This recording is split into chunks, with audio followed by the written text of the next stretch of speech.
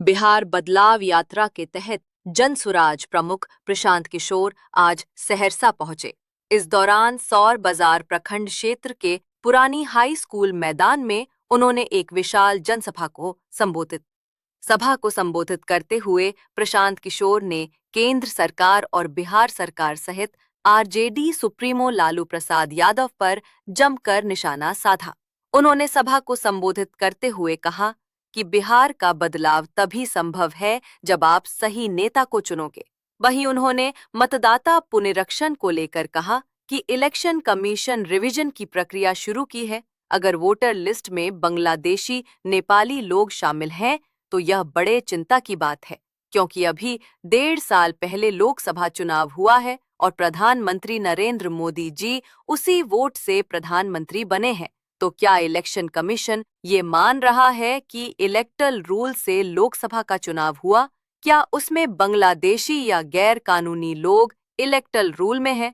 और दूसरी बड़ी बात है कि अगर ऐसे लोग बिहार में आकर रह रहे हैं तो बिहार में तो नीतीश और भाजपा की सरकार है। आखिर ऐसे लोग कैसे रह रहे हैं? पुलिस प्रशासन क्या कह रहा है? यह भी चिंता का बात है। इस पर सरकार को जवाब देना चाहिए।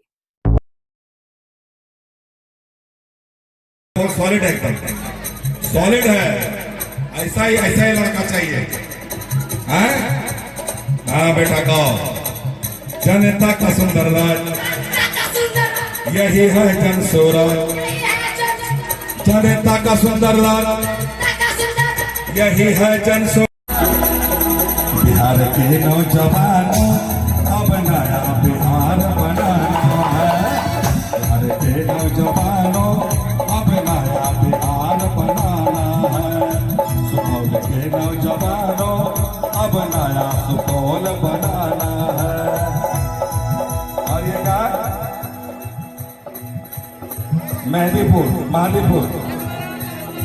महदीपुर के जवानों, महदीपुर के जवानों अब नया महदीपुर। नीतीश कुमार का राज है, इसमें शराब की दुकान बंद है और लोग चालू है।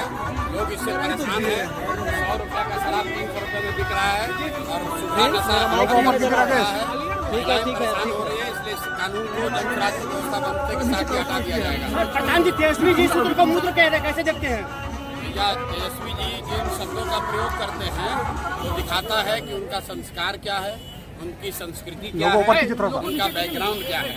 तेजस्वी जी से आप लोग इससे बेहतर भाषा का अपेक्षा मत रखिए। ये वही लोग हैं।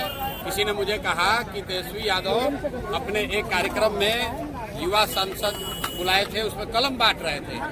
मैंने उनको याद दिलाया कि तेजस्वी यादव कलम वाले नहीं, कट्टा वाले नेता हैं। इनके जब पिताजी और माताजी का बिहार में सरकार था तो बिहार में, पूरे देश में बिहार की पहचान कट्टा बनाने वाले राज्य की थी। ये लोग जीत कर आएंगे तो फिर पूरे बिहार को कट्टा, अपहरण, लूट मार का केंद्र बनाएंगे।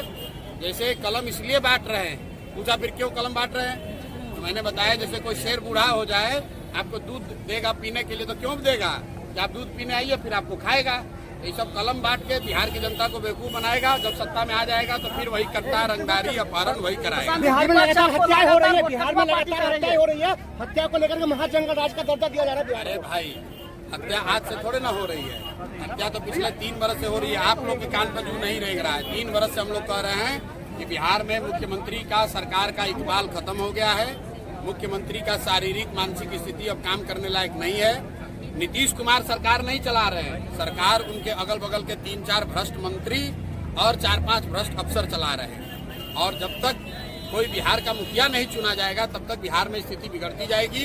कानून व्यवस्था की स्थिति भी भविष्यवाणी कर देते हैं अभी से और बिगड़ने वाली है, क्योंकि हर व्यक्ति सिर्फ और सिर्फ पैसा लूटने में लगा हुआ है। किसी को जनता की चिंता नहीं। बिहार में की रणनीति क्या है शिक्षा, स्वास्थ्य, बेरोजगारी को लेकर के? रणनीति हमको बनाने की जरूरत नहीं। रणनीति एक है कि इस बार बिहार के लोगों को वो रास्ता दिया जाए जहां पर लालू के डर से नीतीश मोदी और मोदी के डर से लालू को लोगों को मजबूरी में वोट न देना पड़े।